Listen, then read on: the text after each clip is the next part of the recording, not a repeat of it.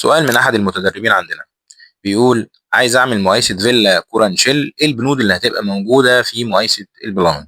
الإجابة: الموضوع طبعا مش فيكسد أو اسطمبة معينة. اعمل مقايسة تحضيرية وراجعها مع المالك يكون فيها البنود دي. رقم واحد: مواسير الصرف الأندر جراوند. رقم اتنين: غرف التفتيش. رقم تلاتة: الجالي تراب. رقم أربعة: مواسير الصرف الأباف جراوند اللي موجودة في المناور. رقم خمسة: الجرجوري بتاع صرف المطر. رقم ستة: مواسير التغذية اللي جاية من الشبكة الخارجية. رقم سبعة: كابينة العداد بمشتملاتها. رقم 8: مواسير التغذية اللي طالعة في المناور.